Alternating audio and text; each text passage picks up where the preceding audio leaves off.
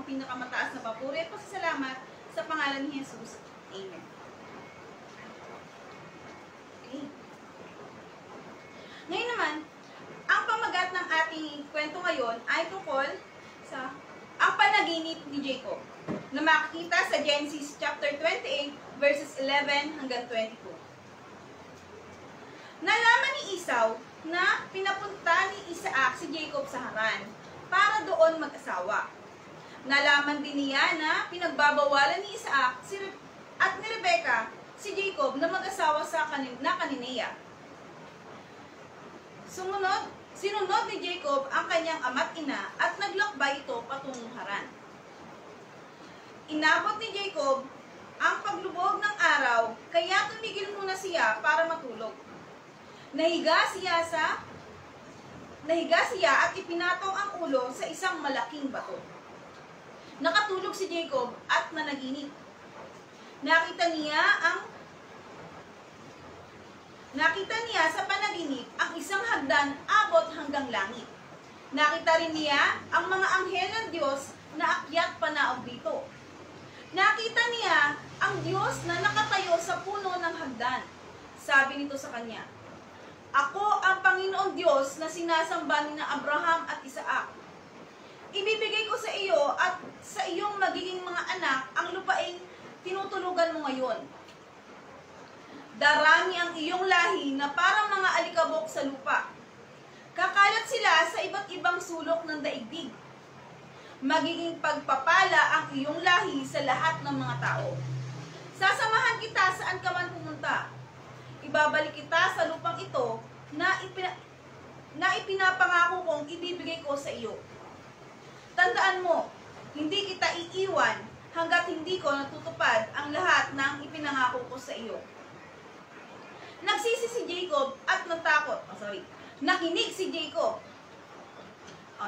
Nagising si Jacob at natakot sa kanyang sinabi, "Hindi ko alam na narito pala ang Diyos. Nakakatakot ang lugar na ito. Ito yata ang bahay ng Diyos at ang pinto papasok ng langit."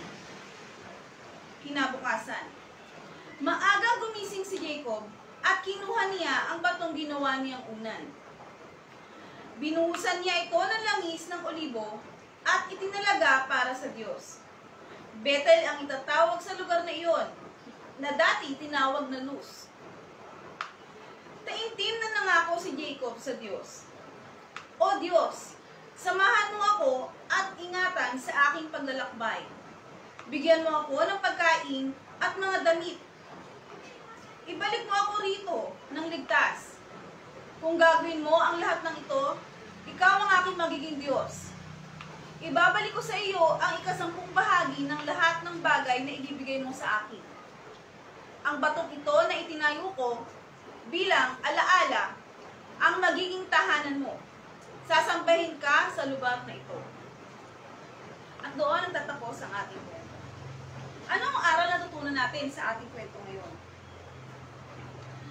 Tandaan niyo ba na si Jacob ay umalis sa Kanaan? Ngayon, pinapunta siya ng magulang niya sa Haran. Siya ay nag-iisa ng oras na yon. Wala siyang kasama. Takot na takot siya. Habang naglalakbay siya, sabi nga kanina sa kwento na naginip siya na ang Diyos ay naando sa lugar na yon na mayroong hagdan na akyat baba ang mga anghel sa langit. At nangako sa kanya ang Diyos na hindi siya iiwan at pababayaan. Ganon din sa ating mga bata. Kung minsan nakakaramdam tayo ng takot, nakakaramdam tayo ng pagkabalisa or kinakabahan, huwag tayong matakot. Alalahanin natin yung salita ng Diyos, na yung salitang ng Diyos na hindi niya tayo iiwan ni pababayaan man. At hindi lang para kay Jacob yung salitang yon, kundi para sa ating lahat. Kaya bata, kung ikaw ay natatakot, huwag kang matakot kasi lagi mo kasama ang Diyos. Yan ang pangako niya sa'yo. Okay, ngayon naman, sasamahan tayo ng ating mga kaibigan para sa ating talata. Tara! Handa na ba kayo? Opo! Sige, laksan natin ha. Ready? Go! Hebreos 13:5b. Sapagkat sinabi ng Diyos na hindi kita iiwan ni pababayaan man. Okay, ulitin natin ang 3 beses para masauli natin. Sabayan niyo kami. Ready? Go! Hebreos 13:5b. Sapagkat sinabi ng Diyos, hindi kita iiwan, ni pababayaan.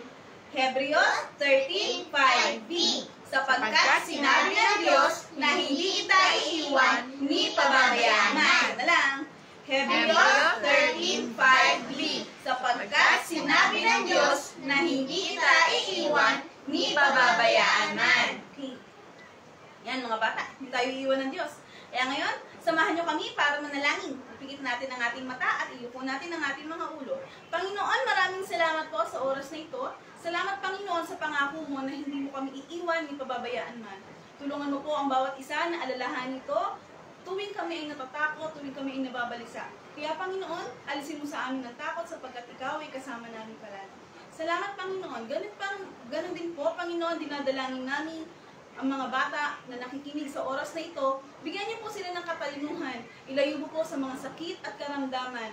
Ilayo mo, Panginoon, sa mga kagutuman, Panginoon. Tunay, Lord, na pagpalain mo rin po ang kanilang mga magulang sa lahat ng aspeto ng kanilang buhay. Upang mapalaki nila ng maayos, ng may takot sa Diyos, at may respeto sa iyo at sa kanilang mga magulang. Salamat, Panginoon, at sa iyo po ang pinakamataas na papuri at pasasalamat sa pangalan ni Jesus. Amen. Okay? Yan naman mga bata, kantahin natin ang kantang Biblia. Ready?